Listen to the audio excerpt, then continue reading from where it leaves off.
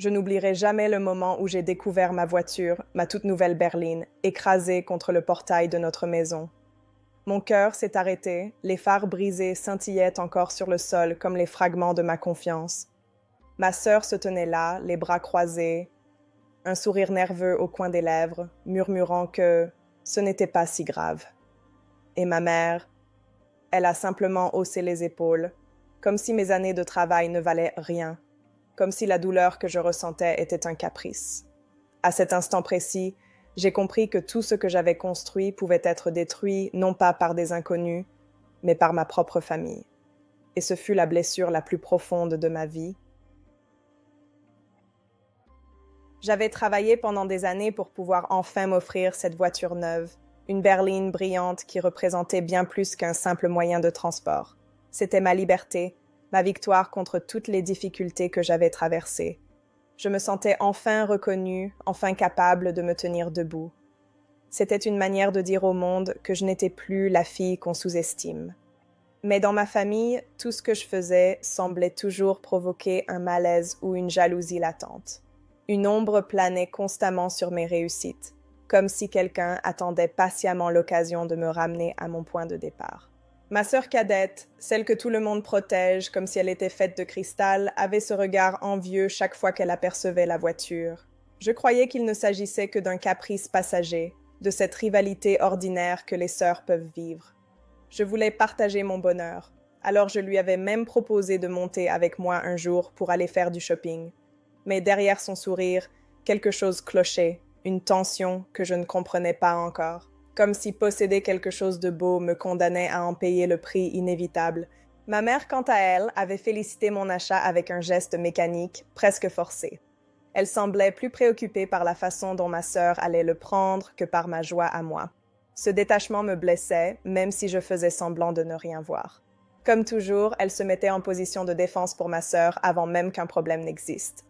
Dans cette maison, l'amour n'avait jamais été distribué équitablement, et j'avais appris à m'en contenter, ou du moins à le cacher sous un masque d'indépendance. Je savais que ma sœur n'avait jamais obtenu ce qu'elle voulait sans que ma mère n'intervienne en sa faveur. Enfant, cela pouvait sembler normal, mais adulte, cette dynamique rendait tout pesant. Ma réussite semblait être une offense personnelle pour elle. Leur silence, leurs regards échangés, tout me mettait mal à l'aise. Pourtant, je voulais croire qu'un jour ma famille serait fière d'avoir une fille qui se battait seule pour avancer dans la vie. Peut-être que ma nouvelle voiture serait ce symbole qui enfin nous unirait. Mais parfois, ce qu'on chérit le plus devient la cible parfaite des intentions les plus sournoises.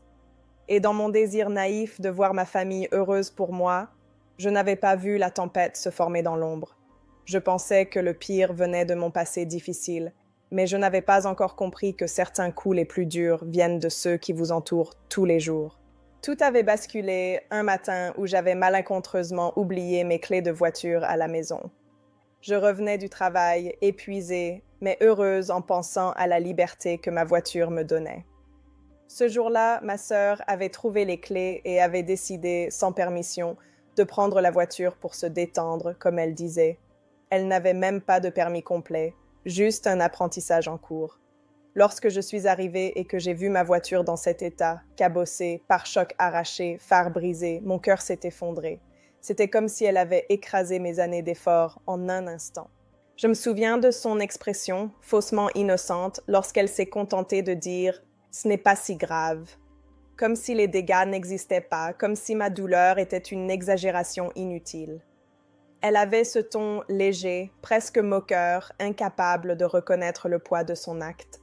Je tremblais de colère, mais ce qui m'a le plus terrifiée, c'était son absence totale de regret, comme si elle avait attendu ce moment avec impatience. Lorsque ma mère est arrivée, je pensais qu'elle allait la gronder, enfin imposer des limites après tant d'années à la couvrir. Mais au lieu de ça, elle a haussé les épaules et murmuré. Elle a essayé. Essayé quoi? De prouver qu'elle aussi pouvait avoir ce que j'avais, ou de me rappeler ma place. Je me sentais soudain étrangère dans ma propre famille, invisible, non protégée, non respectée. Je demandais des explications, de l'empathie, une simple reconnaissance de l'effort que j'avais fourni.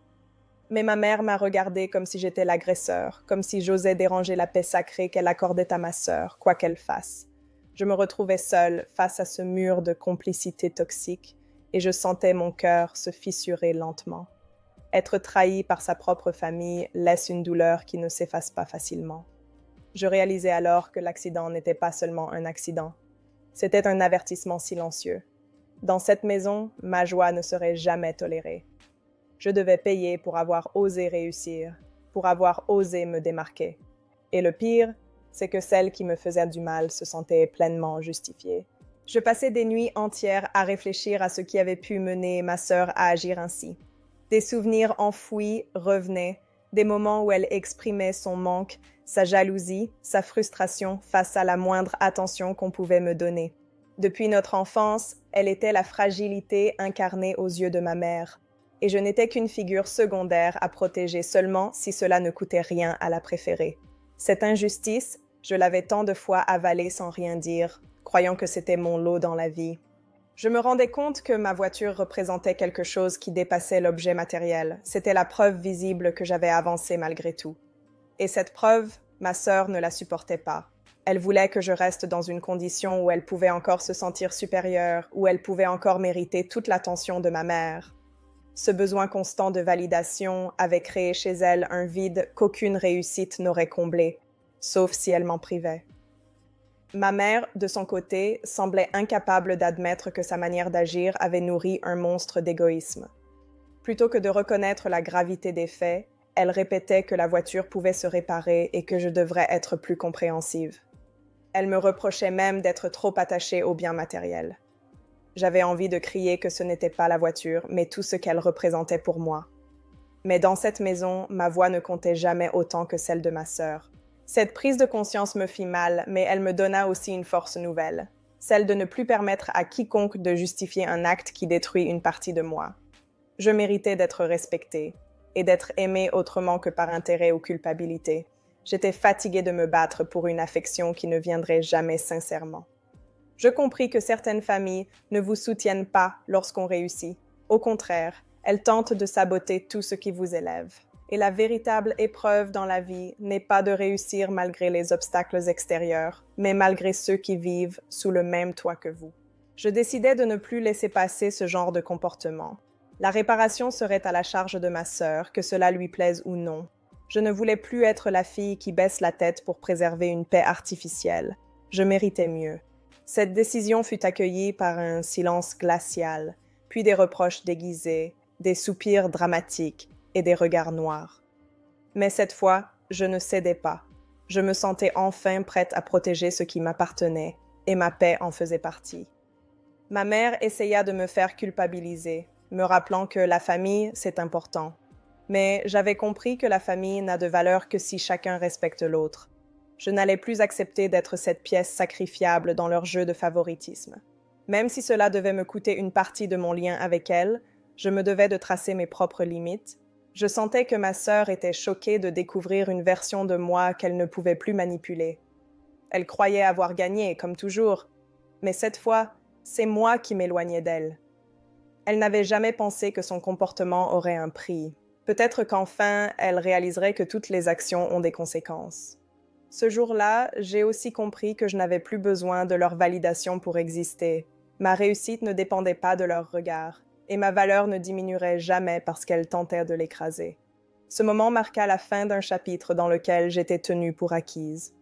Je marchais vers ma propre lumière, même si elles tentaient encore de me ramener dans leur obscurité. Je n'étais plus la victime silencieuse. Je devenais enfin la femme que j'aurais toujours dû être, libre, forte et consciente de sa valeur.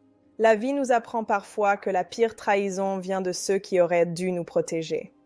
Si quelqu'un minimise tes efforts ou détruit ce que tu construis, ce n'est pas toi le problème. Apprendre à se faire respecter, même au sein de sa famille, est un acte de survie émotionnelle. Il ne faut jamais laisser quelqu'un banaliser notre douleur ou nos sacrifices.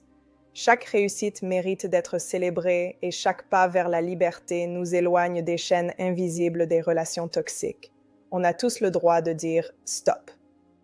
Si mon histoire t'a touché et si tu veux découvrir d'autres récits forts et authentiques comme celui-ci, n'oublie pas de t'abonner à ma chaîne, de liker la vidéo et d'activer la cloche. Ensemble, nous ne laisserons plus personne minimiser nos victoires